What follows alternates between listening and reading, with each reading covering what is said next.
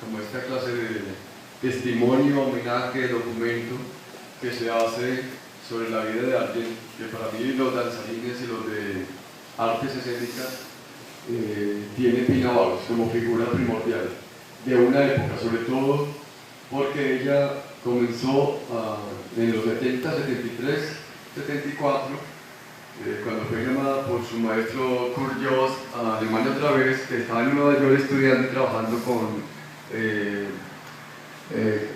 en la ópera Teatro Ópera de Nueva York.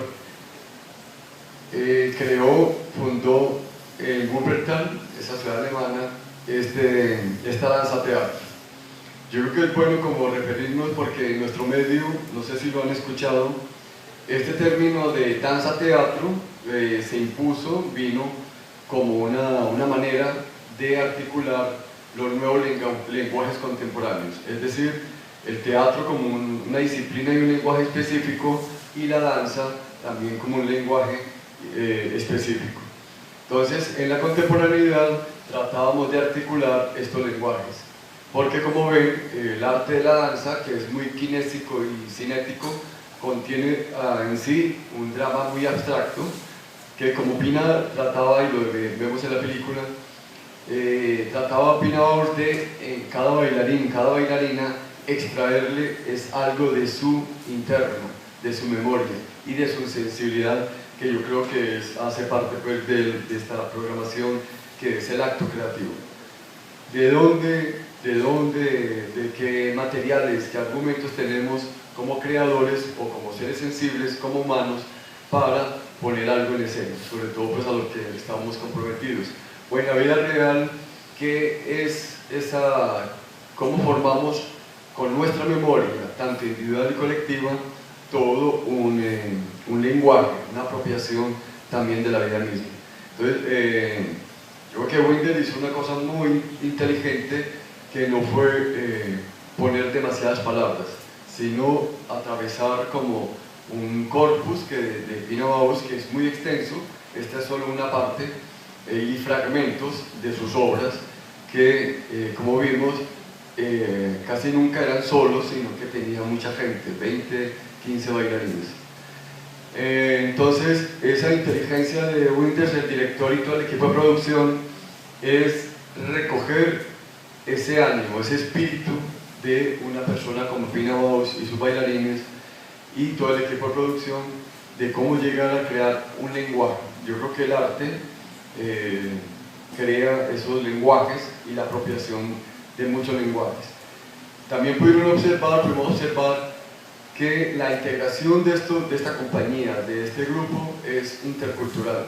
No solamente son alemanes, son italianos, son turcos, son hindúes, japoneses, españoles, también hay latinoamericanos. Entonces esa correlación como de vidas, de sentimientos internos, de culturas, es lo que también ella se apropiaba y sacaba. Como vieron, a veces a uno le parece como increíble de que un bailarín o una bailarina con tanta técnica corporal, con tanta experiencia a través de su cuerpo, sienta y diga que es tímida o tímido, ¿no? Que su interno está todavía amarrado, y uno se supone que el cuerpo, cuando está con técnicas, es lo más fuerte, dice todo lo que quiera, pero en la realidad yo creo que esa parte humana es lo que todavía ella propuso y que es una cosa fundamental. En la danza contemporánea en este momento existen demasiadas técnicas y formas, y se ha convertido ya en ciertas técnicas como en clásico, pero lo más contrastante ahora es que se está volviendo a preguntar por el ser interno, porque se logró un nivel de la técnica muy hacia afuera, muy externo, y entonces ya la gente en ese nivel, los espectadores, como decía ahora, no entienden nada. Y desde que empezó a trabajar Pina Bausch en Alemania y en Europa, se crearon un movimiento, no solamente ella, Bélgica también en este momento tiene un movimiento muy fuerte de danza-teatro, donde todos estos bailarines y bailarines coreógrafas interpretan su vida, la forma actual de vivir. Entonces yo creo que tanto ese recorrido que hace Winders sobre lo que es, a través de las obras, un tiempo y un espacio de creación, habla desde un tiempo y un espacio histórico, social, de lo que es Europa, porque recordemos de que ella empezó a bailar, ¿cierto?, desde los 15 años, pero vivió también lo que fue la Segunda Guerra Mundial. O sea, todo ese contexto de Europa no se puede olvidar. ¿Qué pasó? ¿Qué sintieron? ¿Con qué viven esa memoria de la posguerra? Y por eso esos espacios de soledad, agresivos a veces, de imposibilidad de la comunicación entre las parejas, entre los seres humanos, era un tema fundamental para ella. Y el amor, ella decía, cuando le preguntaban, y a veces como en forma de crítica, que por qué se repetía tanto en los esquemas coreográficos, en las puestas en escena, ella decía porque es que el amor nunca es abarcable, siempre en las relaciones amorosas, afectuosas, de sentimientos, eso siempre es una revisitarlo y nunca lo vamos a abarcar como ella nunca pudo abarcar.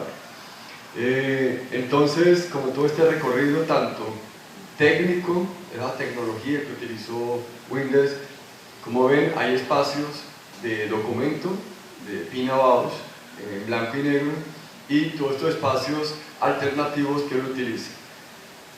Pero los utiliza en la medida en que hacen parte de las diferentes obras. Cuando los saca espacios externos, alternativos, son partes de esa obra. Para la producción, el equipo de producción de la película tuvo que hacer un conocimiento, un recorrido muy grande de todo lo que fue la producción de Pina Bausch. Y una de las cosas interesantes pues, que sabemos en sus reseñas es que cuando se ponían a grabar no podían parar. O sea, las coreografías que vieron eran en el momento preciso y nunca paraban. No sé cómo se llama, es un plano secuencia constante a través de una inmensa grúa pues, que montaron para acercarse y no molestar la planimetría, el recorrido, el tiempo-espacio de la coreografía y los bailarines. Entonces mire que esa relación como amorosa que también tuvo Wenders y la producción con lo que es la herencia de vida y creación artística de Pina Bausch es muy interesante en esta película, porque no es hacer pedacitos, montarlos y luego editarlos, sino que era un gran esfuerzo de que esa vida que estaba presentándose en el instante estuviera ahí presente a través de algo que es difícil a veces de cómo sentir en la pantalla esa vida que es a través de lo cinético y lo kinésico de las emociones de un bailarín o bailarina. Yo creo que fundamentalmente para mí es como ese gran homenaje de vida y esencia que le hace Wenders a Pina Bausch. Hay muchos materiales ya en lo que es la composición, diseño que utilizaba Pina Bausch.